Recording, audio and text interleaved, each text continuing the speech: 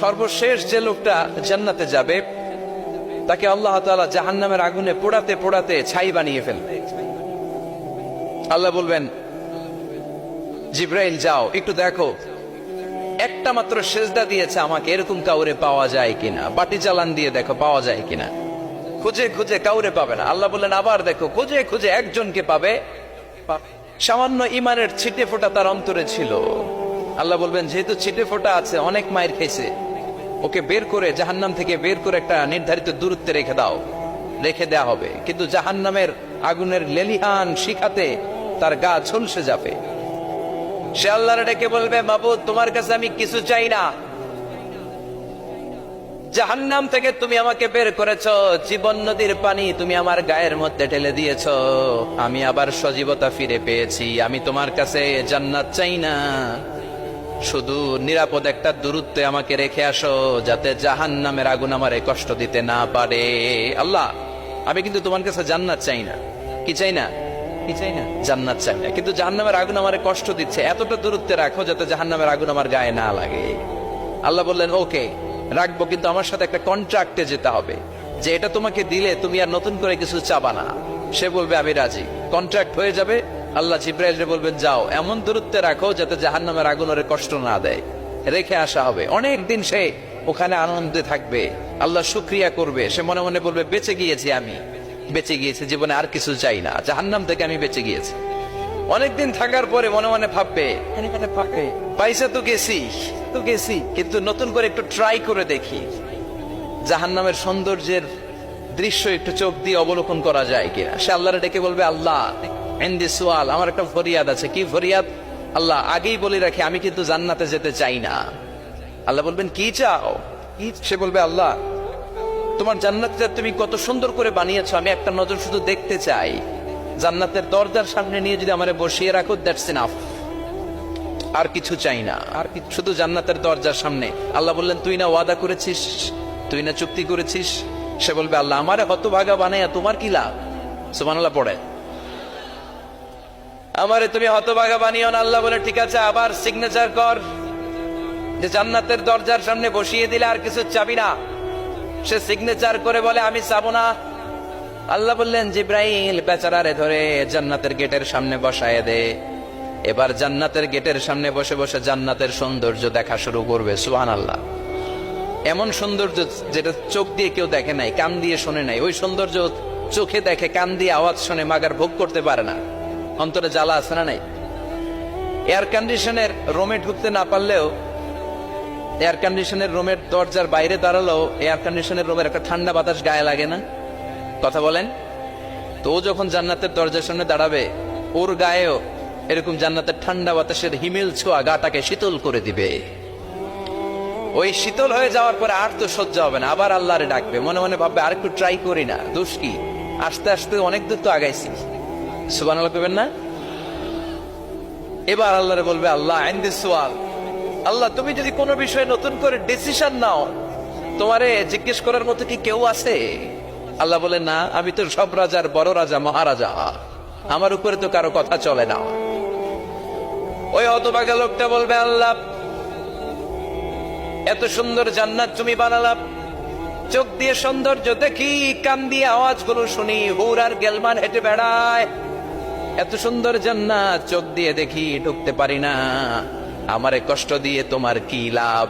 ও আল্লাহ, আমারে তুমি মাফ করে দাও, জান্নাতের চিপার মধ্যে এক কর্নারে তুমি একটু আমারে জায়গা করে দাও।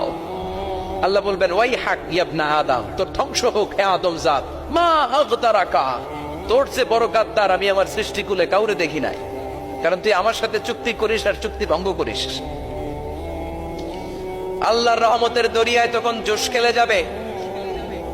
ওর আকুতি মিনতি চাহনি আল্লাহর রহমতের দরিয়ার মধ্যে জোশ লাগিয়ে দিবে। আল্লাহর দয়া হয়ে যাবে, মায়া হয়ে যাবে। আল্লাহ বলবেন, ঠিক আছে, জান্নাতে যা। লোকটা এবার এক দৌড়ে জান্নাতের ভিতরে ঢুকে যাবে। লোকটার দৌড় দেখে আবার লোকটারে আল্লাহ ডেকে বলবে, একটু দাঁড়া, একটু দাঁড়া, জান্নাত তো দিছি, তো দৌড় দিলি কেন? সুবহানাল্লাহ কইবেন না?